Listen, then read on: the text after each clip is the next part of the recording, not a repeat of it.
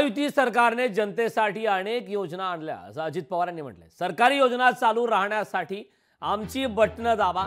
जनसन्मान यात्रेतून अजित पवार यांचं मतदारांना आवाहन करण्यात 17 तारखेला लाडकी बहिणीचे पैसे जमा होतील असंही अजित पवारांनी म्हटलंय। योजनांची माहिती घ्या, सर्वसामान्यांपर्यंत पोहोचवा असं अजित पवारांनी म्हटलंय। अजित पवार यांच्या विधानाने नव्या वादाची शक्यता आता वर्तवण्यात।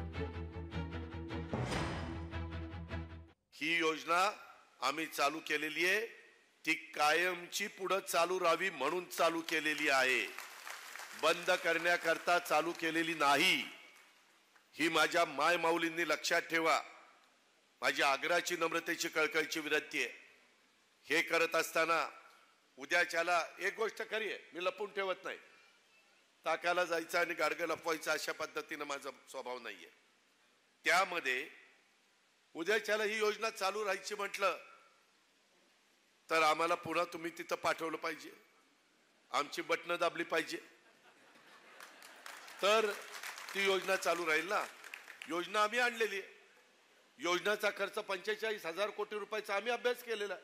त्याकरता माझी तुम्हाला विनंती आहे की आपण अतिशय सक्षमपणे पुढे चाललोय, तुमचं सबलीकरण करण्याच्या करता, तुम्हाला सक्षम करण्याच्या करता।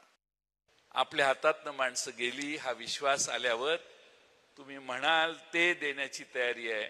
तुम्ही कुणी जर उभा राहून त्यांच्या सभेत सांगितलं हे बाकीचं काहीच नको, आम्हाला चंद्र आणून द्या, तर त्या चंद्र आणून देण्याच्या कल्पनेला देखील ते होकार देतील, कारण लाडकी खुर्ची वाचवायची आहे। आणि हे सगळे जे चाललंय ते लोकसभेच्या आधी बहीण लाडकी नव्हती, लोकसभा झाल्यानंतर बहीण लाडकी झाली, लाडका भाऊ झाला। सगळ्या गोष्टी लोकसभेच्या नंतर आहेत। उशिरा सुचलेलं शहाणपण महाराष्ट्राने ओळखलेलं आहे आणि यांना यांची जागा दाखवण्याचं काम तुम्ही आम्ही सगळ्यांनी करूया, एवढीच विनंती करतो। लोकशाही मराठी ऐका, पहा, जागरूक रहा।